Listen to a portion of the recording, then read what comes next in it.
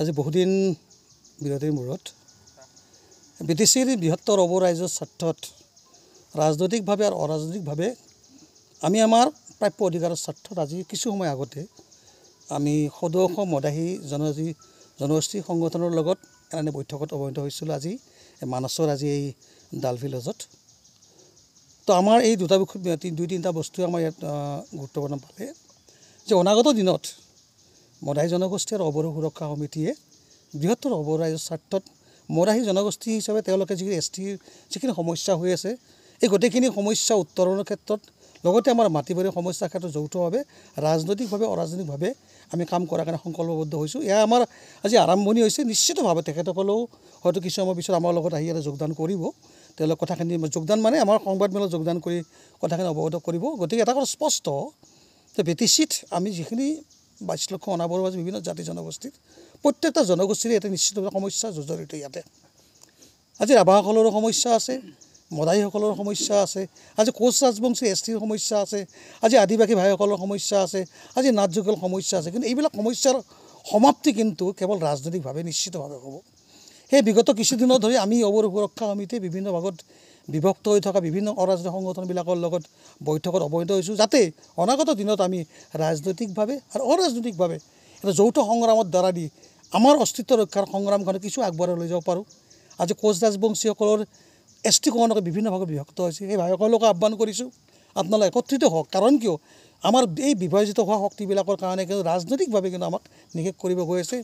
সেয়েহে আজি এক আৰম্ভণি আছিলে।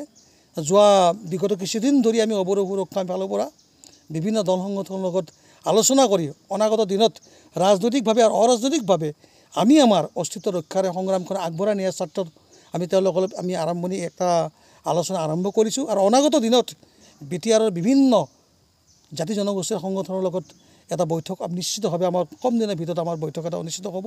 সেই বৈঠকতে আমি চূড়ান্তভাৱে সিদ্ধান্ত ল'ম যে অনাগত দিনত ৰাজনৈতিকভাৱে আৰু অৰাজনৈতিকভাৱে আমি কেনেকৈ আগবাঢ়িব পাৰোঁ।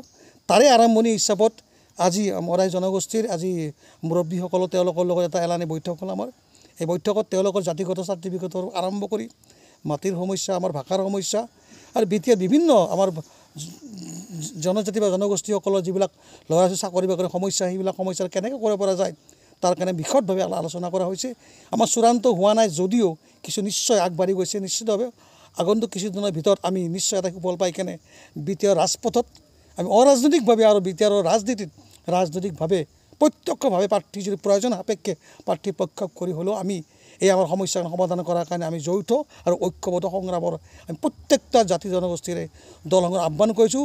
আহক, আপোনালোকে ওলাই আহক। কাৰণ কিয় আমাৰ একত্ৰিত শক্তিটো যদি এতিয়াই যদি আমি অন্ততঃ আগবাঢ়ি যাব নোৱাৰোঁ, অনাগত দিনত আমি আমাৰ অস্তিত্ব বা আপোনালোকৰ বিভিন্ন জাতি জনগোষ্ঠীৰ অস্তিত্ব কিন্তু সম্পূৰ্ণ কিন্তু এগোৱাৰ পথত আহিছে। সেয়েহে শেষত সেয়া BPF হওক, APPL হওক, কংগ্ৰেছ BJP হওক, প্ৰত্যেকটা ৰাজনীতি দলকে সাৱধান কৰি দিছোঁ যে যেতিয়া আপোনালোকে আমাৰ অস্তিত্ব, আমাৰ জনগোষ্ঠীৰ, আমাৰ জাতিৰ সমস্যাখিনি আপোনালোকে আওকাণ কৰি আপোনালোকে ৰাজনৈতিক ক্ষমতা হাসিল কৰাৰ স্বাৰ্থত আপোনালোকে আমাক ব্যৱহাৰ কৰিব, ভোট বেংক ব্যৱহাৰ কৰিব যি চেষ্টা কৰি আপোনালোকে আহিছে, বিগত দিনত আমাক যি ভোট বেংক আপোনালোকে ব্যৱহাৰ কৰিলে তাৰ অন্তিম খন কিন্তু এইবাৰ প্ৰতিটো জাতি জনগোষ্ঠীৰ সংগ্ৰামী সংকল্পৰ ঐক্যবৰ শক্তিয়ে নিশ্চিতভাৱে আপোনালোকৰ ৰাজনৈতিক ক্ষমতাক এইবাৰ নস্যাৎ কৰিব। ধন্যবাদ।